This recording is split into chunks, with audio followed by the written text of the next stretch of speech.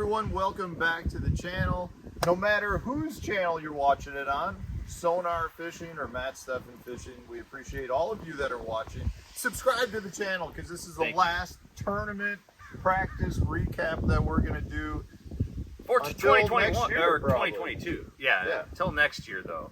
And we are here at Lake Champlain, which is a really, because we had such a terrible year. I think both of us can say that. Very, very disappointing overall. But regardless of how we do this week, this lake is actually number 2 on my list. Only topped by Okeechobee, which just has sentimental value. But Lake Champlain is just phenomenal. So we're really, really excited about this one. At least I am. You don't look that excited. No, I enjoy coming to this lake. It's got some of the best scenery and some of the best sunrises and sunsets you'll find anywhere. Take a look at it. Take a look at this beautiful. It is a massive body of water though that likes to beat up equipment. It can really hamper you from getting from one place to another. So there's things about it that are we'll just say they can be difficult, but I do enjoy coming here. I would rather come here than 90% of the lakes down south. I've only been to Champlain once where it didn't, blow like really hardcore. Usually you have one day that you get some 4, maybe 5 footers. And so I agree with you on that one. I don't think we're going to see too crazy of weather. We've got 10 to 15 mile an hour tomorrow. Potentially, we're kind of debating on that. And then Saturday, it's been saying 10 to 15 for a while. So hopefully it stays at that portion. And if it gets into the 10 to 20, that's when it starts it doesn't matter what the direction is. Yeah, 10 to 20 is... This is the type of lake they will cancel the day if we get that. Right. So how was your fishing? So the first day of practice, for the first half of the day, it was gangbusters. It was really good. I was like, man, largemouth. I found a nice largemouth area that I want to start in to get some fish. But then I went smallmouth fishing, and it was it was easy. I mean, I went out there and I could throw a drop shot with a Z-Man trick shots on it, and those fish would eat it before it got halfway down the water column. You'd see them on Panoptix Live Scope coming up from the bottom to eat it. And so I was like, all right, this is going to be easy to catch fish. It's just going to be hard to catch those 3.5 pounders versus 3 1/4. But then around noon, it completely changed direction. It got tough for the second half of the first day of practice.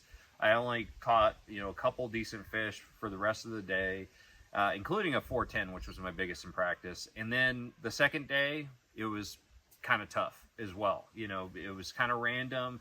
One, decent fish here or there. So I don't know. I'm not traditionally a smallmouth fisherman in tournaments, so I'm not sure if it's just from inexperience or what, but it definitely felt like something had changed from that first morning.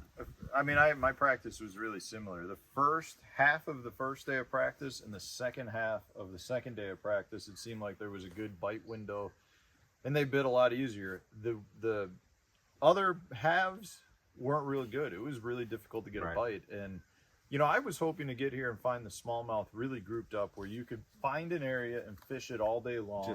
And just stay in that area. And I personally was not able to do that. I'm sure there'll be guys that were successful in that. But for me, I've got a similar game plan. I'm going to start out on some largemouth, try to catch 14, 15 pounds. Right.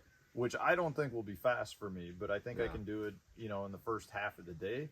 And then I'll go commit to the smallmouth where I think, I've got a better shot at catching several 3.5 to 4 pound class fish. And then at that point, hopefully you get up into that 17 pound range, which I think will get you to day 3. Yeah. And, if you can run into a rogue real big one somewhere to put you up into that upper 18s, 19 pound range, if you can do that 2 days in a row, you'll make the top 10.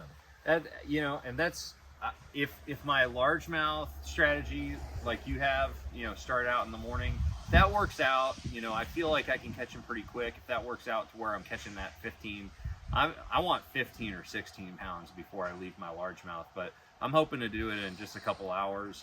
And I really think for the rest of the day, if I really just focus on one general area and stay efficient, that I'm really only looking at 3, maybe 4 3+ pound smallmouth bites. Like, it's not coming easy, but again, like, it could flip a switch and it could be gangbusters like the first morning. So this lake is notorious for you running into a school of fish that are all 4 pounds or better. Right. And you can, on 5 casts, you can have 20-pound bag of smallmouth. Yeah. I mean, I've seen it out here in practice. I've had it happen in other tournaments. It's just one of those things where you got to keep that open. And personally, I think that you have a much better shot of having that with smallmouth out here than you do with largemouth. For sure. Largemouth seem like, you got to be in the right area. Has to be, one. yeah.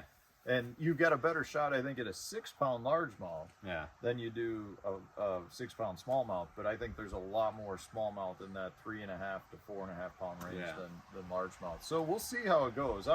I'm excited to get out there. I'm excited to have a shot to end the season on a high note.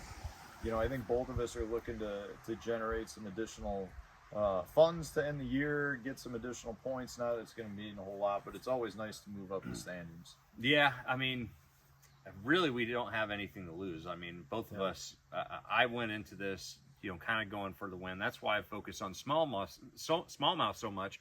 Like, before, I only went after largemouth, and then occasionally, like, would dabble in the smallmouth. But in recent years, smallmouth have been pretty strong out here. Yeah. And so that's why I've focused 100% of my practice. Well, 80%, because I did go largemouth fishing to start my practice.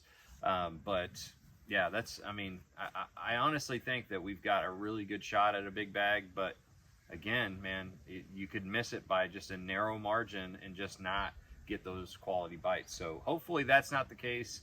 Hopefully we stay efficient. My whole goal was to stay within just several, mile area and just focus on that, so I'm not running around, because on this lake you need a lot of time. Yeah, I agree with that. What's cut weight? What do we think we're shooting for? I think 16.5 is what you have to have in general, but of course I'm like the worst at guessing weights, but 16.5 is usually what you need to make the top 50. Yeah, I'll say 16.5. You got a good shot. 17, you're in for sure. Yeah, 16 3/4. This is one of those lakes where ounces matter dramatically. And if you have one bad day, like you catch 15 pounds, like coming back from 15 pounds is really, really difficult on a lake like this. Yeah, or less. But so hopefully we don't do that. Anyways, guys, thank you for watching. Keep up with all the action, MajorLeagueFishing.com, or right here on either of our channels. And thank you so much for watching this entire season. And it's coming to an end right now for us. We're gonna make it count. Thanks for watching, guys. See you guys.